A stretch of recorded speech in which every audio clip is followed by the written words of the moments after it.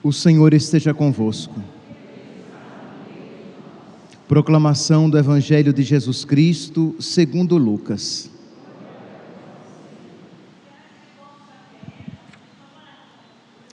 Naquele tempo, Jesus viu um cobrador de impostos, chamado Levi, sentado na coletoria. Jesus lhe disse: segue-me. Levi deixou tudo, levantou-se e o seguiu. Depois Levi preparou em casa um grande banquete para Jesus. Estava aí grande número de cobradores de impostos e outras pessoas sentadas à mesa com eles. Os fariseus e seus mestres da lei murmuravam e diziam aos discípulos de Jesus: por que vós comeis e bebeis com os cobradores de impostos e com os pecadores? Jesus respondeu: os que são sadios não precisam de médico, mas sim os que estão doentes. Eu não vim chamar os justos, mas sim os pecadores para a conversão. Palavra da salvação.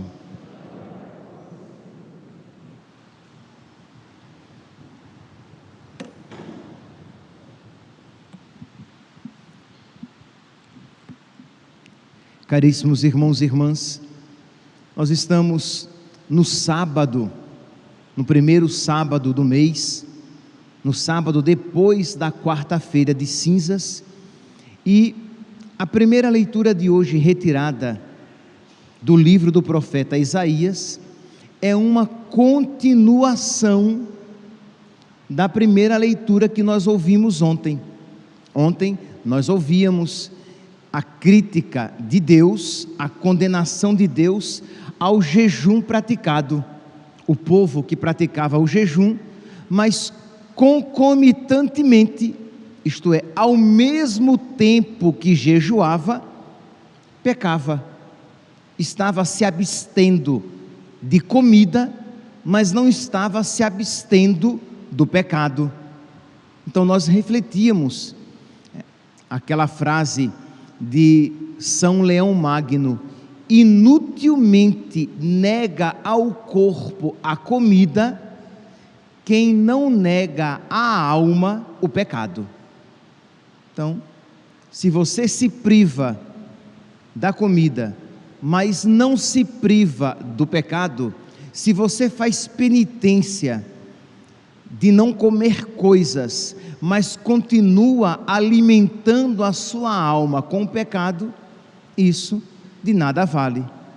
E aí nós completávamos com aquele texto de São João Crisóstomo, que dizia que de que serve não comer carne se você devora o seu irmão? De que serve você não comer carne, mas se você continua com todos os desregramentos na sua alma, contra os quais você não luta? Então, a penitência, ela deve ter como finalidade eliminar o pecado, porque é isso o que agrada a Deus. Este é o nosso culto espiritual. Pois bem, de uma maneira resumida, era isso o que nós víamos. Então, esse aspecto negativo de quem pratica o jejum, mas não faz verdadeira penitência, de quem faz o jejum, mas não se abstém do pecado. Já hoje, na primeira leitura de hoje, que continua sendo a leitura do profeta Isaías, ele começa a apresentar agora uma perspectiva positiva, isto é, daqueles que fazem o jejum, daqueles que fazem penitência, mas que é uma penitência acompanhada da prática da virtude, isto é, aquela penitência que é acompanhada com o amor ao próximo, aquela penitência que é acompanhada da justiça, aquela penitência que é acompanhada com a luta contra os nossos pecados. Pois bem, Deus então, por meio do profeta Isaías, ele promete tantas bênçãos. E aqui, meus irmãos, essas bênçãos são para nós também. Isto é, se nós, aqui sentados nos bancos da igreja, Nós, aqueles que acompanham pelas redes sociais, se nós nos propusermos a passar estes 40 dias da quaresma, fazendo penitência, como a igreja nos convida a fazer, isto que Deus promete, por meio do profeta Isaías, Deus não apenas prometeu àqueles contemporâneos de Isaías, mas promete também a nós. Ouçamos aqui, Isaías, capítulo 58, estamos ainda no capítulo 58, ontem foi 58, do versículo 1 ao versículo 9, até a primeira parte do versículo 9, hoje, mesmo capítulo 58 de Isaías, com o versículo 9, a segunda parte, até o versículo 14, e Deus diz: assim fala o Senhor, diz o profeta Isaías, assim fala o Senhor, se destruíres teus instrumentos de opressão, se deixares os hábitos autoritários e a linguagem maldosa, isto é, se deixares o pecado, se deixares tudo aquilo que desagrada a Deus, se acolheres de coração aberto o indigente e prestares todo o socorro ao necessitado, nascerá nas trevas a tua luz, e tua vida obscura será como o meio-dia. Isto é, se nós então, vamos aqui dizer de uma outra maneira, se nós começarmos a lutar contra os nossos pecados, e aqui cada um começa a pensar quais são os seus pecados, e não pense necessariamente nos pecados mais terríveis que talvez você não os tenha, mas pense na inveja, que é terrível, foi pela inveja que o pecado entrou no mundo, foi pela inveja que Caim matou Abel, seu irmão, foi pela inveja que os irmãos de José o venderam como escravo para o Egito, foi por causa da inveja que Jesus Cristo foi condenado à morte. Então quer dizer, a inveja, por meio dela, muitas desgraças são cometidas, e muitas vezes, entre aspas, invejinhas são alimentadas no nosso coração, e antipatias nascem, e nascem por causa da inveja, porque você é incapaz de se alegrar com o sucesso do seu irmão, porque você não se alegra com a felicidade dele, você fica sempre alimentando aquela disputa, e isso às vezes em casa, tá? De irmão contra irmão, de irmã contra irmã, entre os familiares, cunhados, primos, existe muita inimizade fomentada, causada, que tem a sua raiz na inveja. Pois bem, diz então a palavra de Deus, se você lutar então contra os seus pecados, a sua inclinação a sempre fazer comentários desagradáveis, venenosos, a sua inclinação à maledicência, você tem prazer em falar coisas más a respeito dos outros, nem sempre mentirosas, às vezes verdadeiras, mas movida por pura maldade. Então alguém fez algo de errado e você gosta, você tem prazer de alardear aquele erro cometido por aquela pessoa. Você é quase que você tem um ofício, uma missão de não deixar ninguém se esquecer dos pecados cometidos por aquela pessoa. Maledicência, e quando não, até mesmo calúnia, mentira, você começa a dizer o que não foi verdade, ou juízo temerário, quando existe a possibilidade de aquilo ter acontecido, mas pode ser que não seja daquela maneira, e você já toma o partido daqueles que falam mal e que fazem o juízo temerário. Então são coisas que às vezes as pessoas confessam meio risonhamente, isto é, entram isso quando confessam, entram no confessionário: ah, padre, eu sou meio fofoqueiro, eu sou meio fofoqueira. E por fofoqueiro, fofoqueira, você compreende aqui uma pessoa maledicente, uma pessoa que levanta calúnias contra os outros, uma pessoa que tem facilmente juízos temerários, pecados graves, pecados mortais, mas que nós temos como coisinhas bobas, aquela impaciência que causa tanto mal-estar no seu ambiente de trabalho, na sua família, porque você não sabe se dominar quando contrariada, quando contrariado. Você quer sempre que as coisas sejam como você quer, e às vezes você quer tudo certinho, você não quer coisas erradas, mas você não sabe relevar, aceitar. Aqui eu não falo de coisas moralmente erradas, estou falando de você não saber aceitar que às vezes, por exemplo, o ritmo da sua casa não será como você gostaria, e você sabe relevar e oferecer a Deus como sacrifício da sua vontade. Então comece a analisar a sua vida e ver se você de verdade está lutando contra os seus pecados, se você de verdade está lutando contra os desregramentos na sua alma, se você de verdade está lutando contra a sua preguiça espiritual. Você fez propósitos, e se você está cumprindo, você os está cumprindo já com tanta languidez, com tanta moleza, que eu não sei se você chegará ao final da quaresma nesse ritmo em que você se impôs já no quarto dia, quarta, quinta, sexta, sábado, no quarto dia de penitência.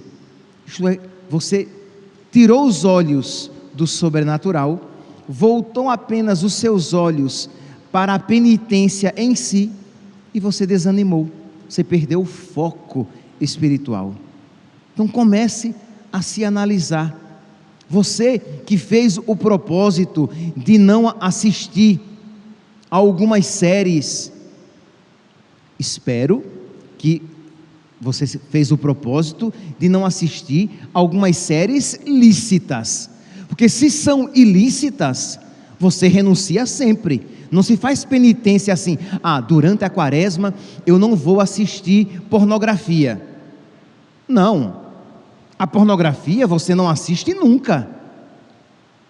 Ah, durante a quaresma eu não vou trair a minha esposa, durante a quaresma eu não vou encher a cara. Entenda, isso é um propósito para a vida inteira. Você renuncia coisas lícitas. Então, digamos, programas lícitos que você assistia, e você fez o propósito de durante a quaresma não assistir, mas você vive nutrindo, alimentando o desejo de assistir. Ah, mas seria tão bom se eu pudesse assistir. Ah, penitência danada, ah, penitência maldita, ah, penitência ingrata, por que eu fiz essa penitência? Ah, meu santo, misericórdia. Você é incapaz de oferecer a Deus algo com amor. Santa Teresinha, quando fazia penitência, e às vezes aquilo lhe causava um cansaço, ela dizia que ela escondia imagine como se de Deus pudesse esconder alguma coisa, ela escondia até mesmo de Deus o seu cansaço, para aquilo não entristecê-lo, porque ela queria fazer a penitência com todo o amor. Então assim devemos ser nós. Devemos então fazer a nossa luta, as nossas penitências, com sorriso no rosto, com a cabeça perfumada, como diz a palavra de Deus, e não mostrando a Deus: ah, Senhor, olha, o Senhor seja generoso comigo, porque a penitência que eu estou fazendo está sendo dureza, passando na cara aquilo que você está fazendo. Então vamos lá, vamos fazer a penitência com amor, e vamos ao mesmo tempo lutar contra os nossos pecados, para que esta graça que Deus promete se realize na nossa vida. Isto é, Deus promete então que se nós fizermos com amor, e se nós abandonarmos o pecado, Ele fará o quê? nascerá nas trevas a tua luz. Isto é, a vida, até aquela vida mais escura, até aquela alma mais manchada, resplandecerá. Até aquela vida mais fadada ao fracasso e à morte, renascerá. Imagine que promessa maravilhosa. Imagine então, se você faz isso, se você está vivendo a sua quaresma, não só por você, mas pelos seus filhos. Essa promessa é para os seus filhos também. Se você está fazendo a sua quaresma e rezando por essas pessoas, esta promessa é para essas pessoas também. Imagine, você se tornará um manancial de graças. Você se tornará uma fonte de graças, mas isso depende da sua correspondência à graça de Deus na sua vida. Então vamos lá, vamos fazer penitência, lutando contra os nossos pecados. Fazer jejum, lutando contra os nossos pecados. Dormir no chão, lutando contra os nossos pecados. Não tomando café, eu não estou falando que você vai fazer tudo isso, mas cada um com a sua penitência, lutando contra os seus pecados, ou aquela penitência que eu falei ontem, dormindo sob tarraxas, lutando contra os seus pecados. Porque se você simplesmente faz a penitência e não luta contra os seus pecados, isso, como disse São João Crisóstomo, é uma desonra da penitência. Você ofende a Deus fazendo aquela penitência, e você rebaixa a própria penitência. Pois bem, mas quem lutar contra os seus pecados, nascerá nas trevas a tua luz, e a tua vida obscura será iluminada como o meio-dia. O Senhor te conduzirá sempre e saciará a tua sede na aridez da vida. Até nos momentos mais difíceis, o Senhor não deixará faltar a água necessária para a tua alma. O Senhor não deixará faltar a graça necessária para ti e para os teus, para aqueles para os quais você reza. Ele renovará o vigor do teu corpo, e por corpo aqui compreendamos não apenas o corpo físico, mas todo você. O Senhor revigorará você plenamente. Serás como um jardim bem regado, como uma fonte de águas que jamais secarão. Imagine aqui então, meus santos, quantas bênçãos Deus nos promete. Isso já deveria ser suficiente então para que nós retomássemos o nosso ânimo inicial para continuarmos nos nossos propósitos quaresmais, fazendo com amor a Deus e fazendo bem feito, fazendo como faz e nos ensina a igreja de nosso Senhor. Pois bem, enquanto então a primeira leitura retirada do capítulo 58 de Isaías nos apresenta esse aspecto positivo de quem faz bem a sua penitência, de quem faz bem o seu jejum, o Evangelho, ele nos apresenta um exemplo concreto de alguém que abraçou a penitência e os frutos que ela deu na sua vida. É o caso de Levi, é o caso de Mateus, né?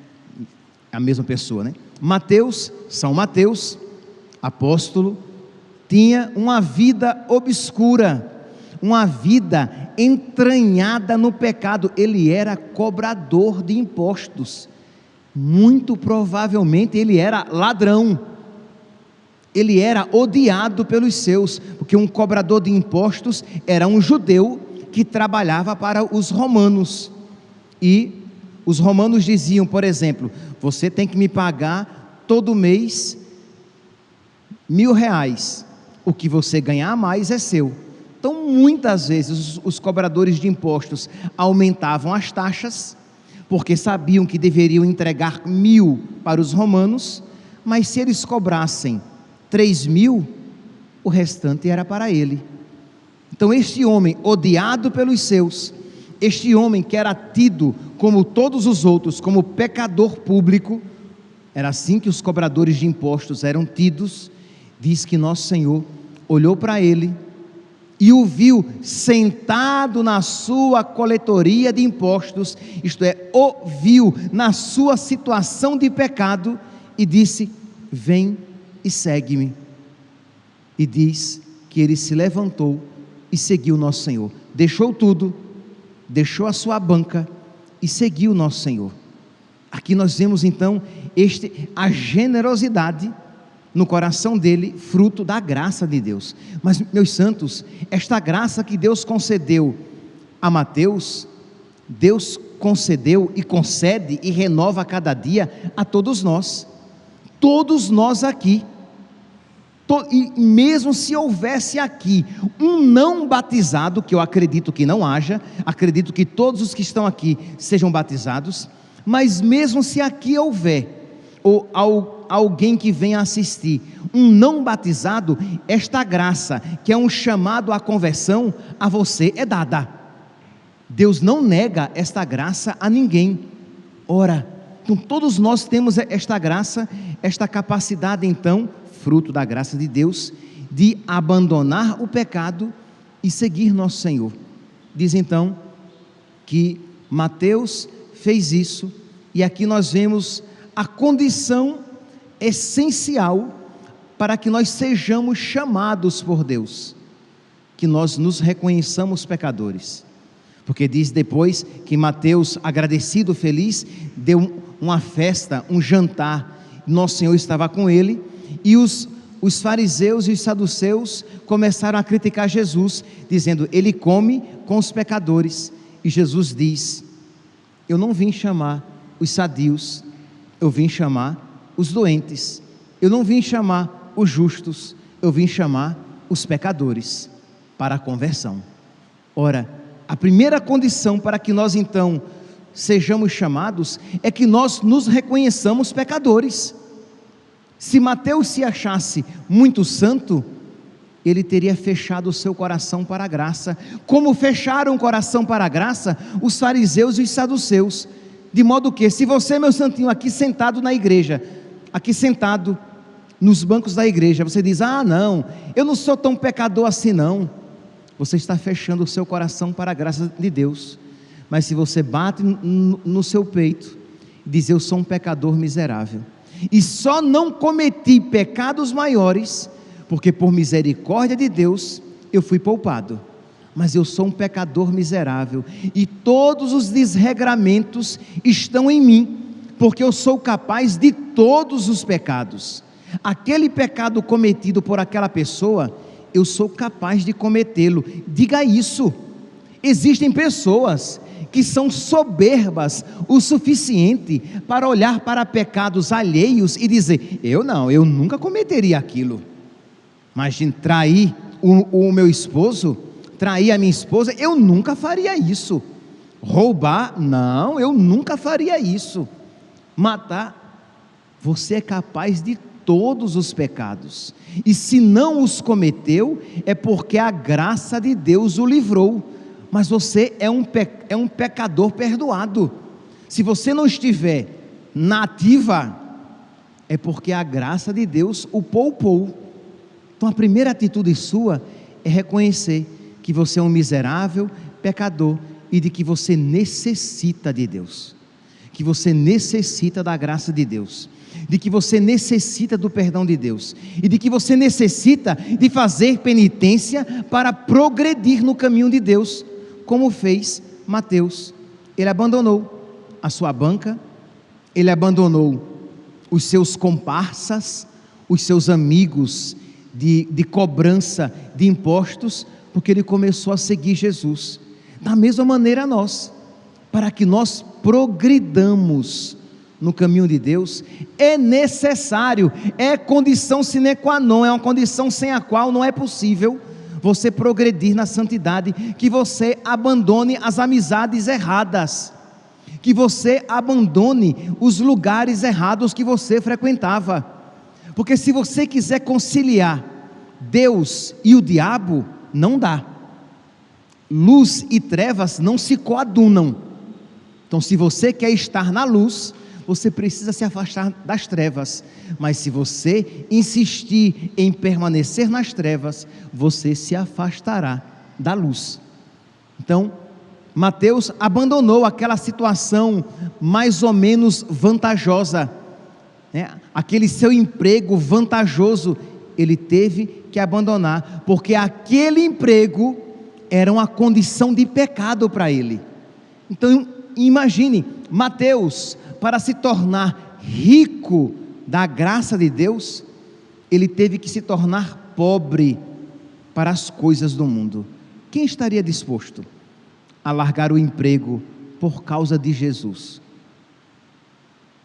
Quem estaria disposto a largar amizades por causa de Jesus, que Mateus tinha? Quem estaria disposto de abandonar coisas ou pessoas queridas por causa de Jesus? Então hoje, meus santos, neste primeiro sábado do mês, em que nós nos voltamos com um olhar filial para Nossa Senhora, peçamos a Nossa Senhora que ela nos alcance esta graça. Peçamos a Nossa Senhora que ela, como mãe, que ela nos ensine a beleza de renunciar coisas por Jesus. Peçamos a Deus, por intercessão de São Mateus, que assim como ele foi generoso e valente para deixar aquilo a que ele era apegado, que nós também sejamos corajosos e valentes para abandonar aquilo a que estamos apegados, mas que nos prendem às trevas, para abandonar aquilo a que estamos apegados e que nos impedem de caminhar mais pelos caminhos de Deus, que nos impedem de progredir. E peçamos isso por quem estamos rezando. Pode ser que você aqui esteja também trazendo no seu coração seus filhos, seus pais, amigos, pessoas por quem você está rezando, e isso também você vai pedir a Deus, por intercessão de Nossa Senhora e de São Mateus, esta graça de essas pessoas abandonarem os laços com as trevas, para que eles possam caminhar na luz e experimentar esta promessa de Deus: nascerá nas trevas a tua luz, e a tua vida obscura brilhará como o meio-dia. O Senhor te conduzirá sempre e saciará tua sede na aridez da vida, renovará o vigor do teu corpo, serás como um jardim bem regado, como uma fonte de águas que jamais secarão. Louvado seja nosso Senhor Jesus Cristo, para sempre seja louvado.